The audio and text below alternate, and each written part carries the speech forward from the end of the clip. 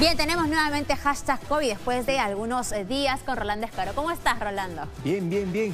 Lógicamente con preocupación viendo cómo está avanzando esa tercera ola de contagios, y este no es un fenómeno que solamente está ocurriendo en nuestro país. La variante Delta viene destronando a todas las mutaciones de coronavirus existentes y ya es predominante en varios países. Su presencia causa principal preocupación porque tiene características más peligrosas para la población. Vamos a verlo en la primera nota.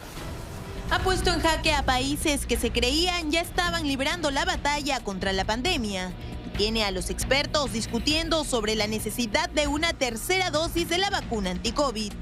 La variante Delta llegó, cruzó fronteras y su permanencia en nuestro planeta pone en un mayor peligro a la población mundial por sus peculiares características. Es hasta 60% más transmisible que las otras variantes, por lo que ya se encuentra en al menos 96 países y se ha convertido en la predominante en varios de ellos como Estados Unidos, Reino Unido y Portugal. Además, duplica el riesgo de hospitalización y reinfección respecto a la variante original. Otra de sus características que viene preocupando a las autoridades es su resistencia a las vacunas existentes. De acuerdo a diversos estudios realizados en Francia, Israel y Reino Unido, la variante Delta apenas responde a la primera dosis de los inmunizantes, hecho que haría sumamente necesaria una segunda y tal vez tercera dosis.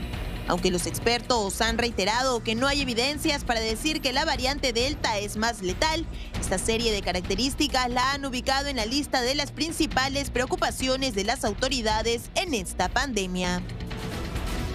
Bien, Rolando, es preocupante la aparición de estas variantes de las que se conoce o se haya dado identificación al día de hoy, pero también preocupa particularmente en nuestro país porque no hay, aunque se va avanzando, pero no hay una secuenciación, digamos, en el tiempo real, directa, que pueda determinar cuándo tenemos y en qué cantidad estas variantes. Se sabe de la variante Delta, pero por ejemplo no sabemos si la Delta Plus también ya está en el país. Claro, hay que tener en cuenta también que la velocidad de contagio es superior a la que hubo el año pasado. Por ejemplo, hace unos días eran 74 países. La nota realizada esta mañana hablaba de 96 países, pero en este momento ya son 104 países donde está presente. O sea, en cuestión de horas empieza a propagarse más rápido. Lógicamente, estamos en una circunstancia en la que muchos países, como por ejemplo los europeos, han flexibilizado muchas sus medidas y la gente ya empieza a viajar más. Tiene gente moviéndose más de una provincia a otra y basta que una persona esté contagiada para que pueda contagiar a un grupo mayor de personas. ¿Por qué? Porque esta variante es 60% más contagiosa que la variante que ya se conocía. Ahora, lógicamente esa no es su única característica letal. El problema también es que ha demostrado que es resistente a muchas de las vacunas que ya se estaban aplicando. Entonces es por eso que se está replanteando la investigación con el tema de las vacunas y ver hasta qué punto es necesario poner una tercera dosis o una cuarta dosis de muchas de ellas.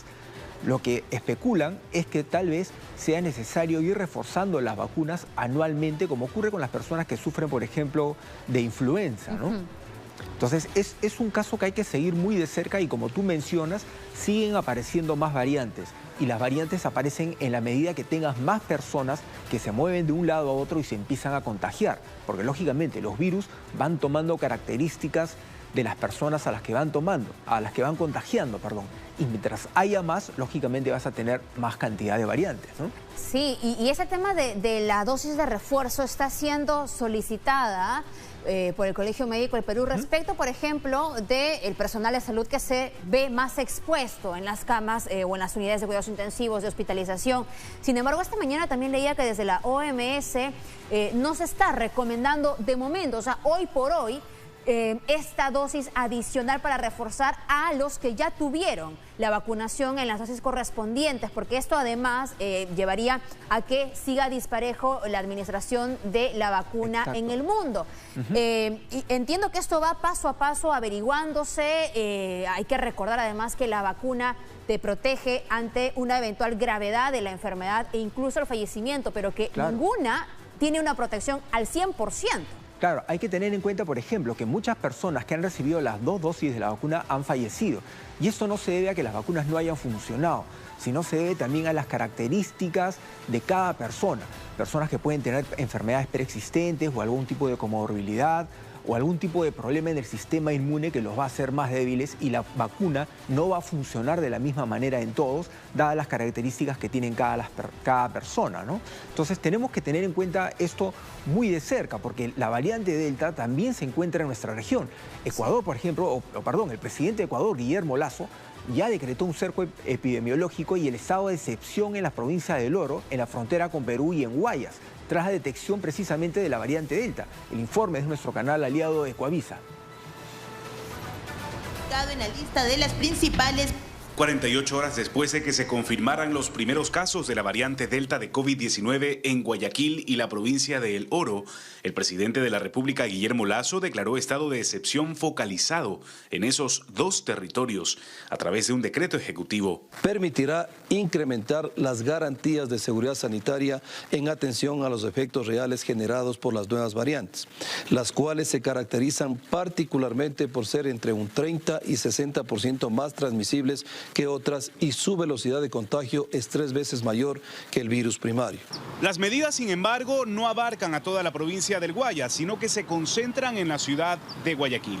Estas disposiciones son las siguientes: aforo máximo del 50% en espacios cerrados y del 75% al aire libre. Asimismo, el transporte público solo podrá operar a máximo la mitad de su capacidad. Y una importante aclaración: este decreto ejecutivo no contempla restricción de movilidad alguna en el puerto principal. Lo que quiere decir que Guayaquil continuará sin restricción vehicular por horarios ni toque de queda. A nivel local, el COE cantonal de Guayaquil acogió las 3 disposiciones del COE, cambió el nivel de alerta de 1 a 2 y suspendió los viajes desde y hacia la provincia de El Oro. Más temprano, la alcaldesa anunciaba que se incrementaría el ritmo de vacunación con 3 nuevos centros municipales, uno de ellos en la explanada del Estadio Modelo. Se van a abrir 3 puntos más de vacunación del municipio de Guayaquil. Podríamos aumentar la vacunación semanal con estos 3 puntos de 36.000 personas por semana a 96.000 personas por semana. La alcaldesa anunció además que desde octubre próximo y de manera progresiva se requerirá el carnet de vacunación en lugares de concurrencia de personas, como el transporte público, restaurantes y centros comerciales. Rolando, si bien esto ocurre en la región, no es la primera vez en el mundo que lugares donde uno veía avances de la vacunación o no tienen nuevamente medidas rigurosas ante el incremento de los contagios. Claro, tenemos que tener en cuenta también que Ecuador en esa primera etapa de contagio el año pasado tuvo cifras terribles y una cantidad de muertes exorbitantes justamente por la primera ola de contagio, ¿no? En ese momento han pasado ya de 25 a 50 casos y en las últimas horas de las 10 personas que tenían hospitalizadas han muerto 5, pero me parece que algunos de ellos tenían ya enfermedades preexistentes. Lo que ha hecho el gobierno es movilizar una cantidad importante de pruebas para poder controlar en las provincias, justamente una de ellas, que es la provincia del Oro, que tienen frontera con nuestro país. Y las autoridades de nuestro país también tienen que estar atentas, justamente porque es un paso por donde van a empezar a ingresar los contagios a nuestro territorio. Uno de los problemas que ha tenido Ecuador, por ejemplo, es el relajamiento de la misma población, porque empezaron a flexibilizar las medidas y la gente empezó a acudir a las fiestas, empezaron a ir a las discotecas, se organizaron algunas ferias, se organizaron también procesiones, fiestas en las calles, verbenas, reuniones. Entonces todo esto, lógicamente, como te mencionaba hace un rato, basta que una persona esté contagiada, al ser 60% a veces más contagiosa, puede contagiar a todos los que están en la reunión casi sin darse cuenta, ¿no? Exacto. Y lógicamente ellos van a su casa y propagan la enfermedad aún más rápido, ¿no? Y hay asintomáticos todavía y las personas vacunadas continúan siendo como una suerte de vectores y eso no hay que olvidarnos, que la pandemia sigue afectando y que aunque son menos en cifras oficiales, hay gente que sigue muriendo por la enfermedad. Claro, eso es lo grave. Eso es lo más terrible, porque son pérdidas lógicamente irrecuperables, ¿no? Pero esto no solamente pasa en nuestra región. Ante el avance de la variante Delta en Europa, países como Reino Unido, España, Portugal e incluso Rusia han retomado algunas restricciones que ya habían levantado. Francia, por ejemplo, ha comenzado a exigir un pasaporte de vacunación y en España se ha vuelto a imponer un toque de queda. Vamos a verlo. La variante Delta se apodera del territorio europeo y hace retroceder a los gobiernos ante la posibilidad de nuevas y peores olas de coronavirus. La mutación que apareció en India ya se instaló en más de 96 países, predominando especialmente en territorios del viejo continente como Reino Unido, España, Rusia y Portugal. El Centro Europeo para la Prevención y el Control de Enfermedades proyectó que para finales de agosto esta variante podría representar el 90% de los casos de la Unión Europea, además de ser la principal causa de un aumento de hospitalizaciones y muertes. Esta realidad ha obligado a que algunos territorios que ya habían flexibilizado todas o la mayoría de restricciones den varios pasos atrás. El más reciente ejemplo es España.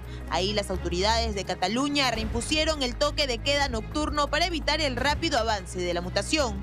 Siguiendo este ejemplo, las autoridades de Londres, en Reino Unido, también frenaron la eliminación absoluta de las medidas anti-COVID y anunciaron la permanencia del uso obligatorio de mascarillas en los medios de transporte.